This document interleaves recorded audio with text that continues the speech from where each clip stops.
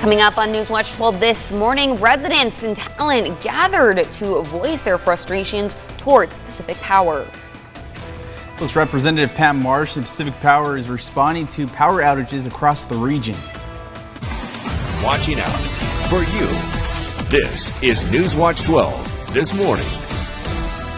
Good morning. It's 6 a.m. this August, and welcome to NewsWatch 12 this morning. I'm Damon Alvarado. And I'm Brinkley Hill. We're first going to check in with our current temperatures this morning because we're having a really nice morning out there. Probably going to need that sweatshirt or jacket. It is cool in parts of our region, 50 in Medford, really cold in Christmas Valley, 29, hitting freeze in there, 30 in Chamol. But we are having a warm morning in Brookings. Look at that. 70 on the coast. We are 47 in Klamath Falls, 51 in Montague. Now, let's take a look at our highs for today. It's expected to be a bright and sunny summer day. These are some of the average temperatures Stormwatch 12 meteorologist Sarah Kress has been tracking. Medford, Wairika, Grants Pass sitting around 90 degrees. Brookings 85. We just showed you it's a great day to go to the beach, so head out to the coast if you want to do so. Lakeview sitting at 81, but Crater Lake 67. So if you go head out on a hike, it'll be cooler in the Crater Lake area. But for sure, if you're heading out, 60s this morning. Early afternoon, things warm up. Definitely don't want to take a hike later in the day. When you get home for dinner, it's going to be sitting in the 90s. In our top stories this morning, close to 100 Talent residents gathered near City Hall to share hardships that they've been facing. Now, Damien, you did talk to some of those residents, and can you share more about what they said about these outages? Yeah, Brinkley, a lot of those residents near the Wagner Creek area have been seeing more than just outages. The turnout saw residents talk about solutions for power outages and what next steps they can take. I also talked to one resident who said there needs to be a solution for her neighbors who don't qualify for medical rebates. But here is all the plants that we're watering. Lacey Duvall lives on a dead-end road near Wagner Creek and has been hit by frequent power outages. Now, the outages are stressful, especially since they don't always last just a few hours. Sometimes the power is off for longer, disrupting her whole routine. You know, all of our irrigation is on timers. So when the power goes out, everything gets reset. Yeah, so we're putting backup batteries, but that still hasn't changed the times. We still haven't figured that out yet. So not only are residents losing electricity, but they're losing that access to water. This well right here behind me can cost upwards to $5,000 to repair, and that doesn't even include the generator. That's Snow Pants. She's a really good girl. Some people have that, and you know, animals need water, people need power. Her well, which is crucial for her essential oil farm and her livestock, shuts off when the power goes out. And this means her plants, which are a significant income source, suffer. Just to constantly clean clogged sprinkler filters, costing time and money. The biggest part and the hardest part is not knowing. So, you know, if it's a water day and we don't have water and we don't know when the power's coming on, it's very, very hard and stressful. Her concern isn't just about her farm. It's about the community and the lack of reliable water and power affecting everyone, including those with medical needs.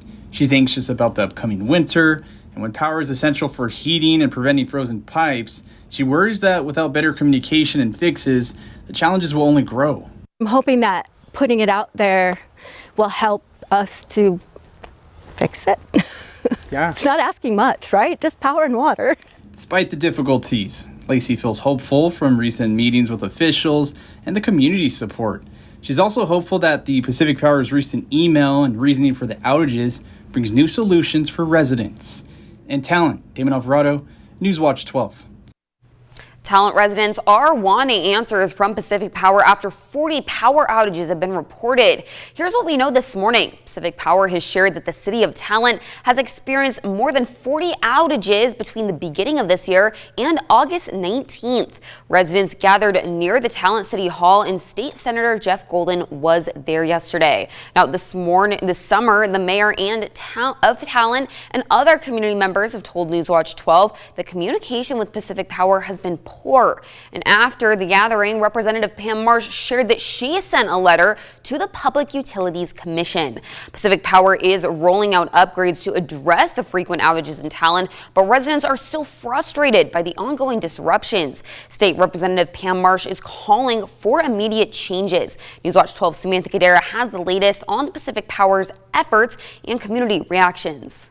Talent has experienced over 40 power outages since August 19th, causing frustration among residents. While Pacific Power's safety measures are designed to prevent wildfires, the unintended consequence has been frequent and disruptive outages. Obviously, nobody wants to be without power, especially in the summer months. And we're doing everything we can to make our system more reliable in the short term so the customers will be less impacted. Pacific Power acknowledges the hardship caused by frequent outages. He emphasizes that while their measures are intended to protect against wildfires, the impact on service reliability is significant. In terms of next year, it's really hard to predict what's going to happen. A lot of these outages are sort of random in nature. Pacific Power is working to improve their system and reduce the impact on customers. Despite these efforts, the disruptions continue to raise concerns among local residents and officials. Representative Pam Marsh in southern Jackson County has raised concerns about Pacific Power's wildfire mitigation plans. In a recent testimony, Marsh highlighted issues with communication and follow-through from Pacific Power's subcontractors. She also stressed the importance of integrating local resilience strategies like microgrids and battery storage to help communities withstand power outages. NewsWatch 12's Tim Quitterdomo spoke with House Representative Pam Marsh about how Talent residents have expressed their concerns with these frequent power outages. Marsh said that Talent residents are clearly frustrated with Pacific Power and concerned for their health and safety. This is what Representative Marsh had to say about her letter to the Public Utilities Commission this week.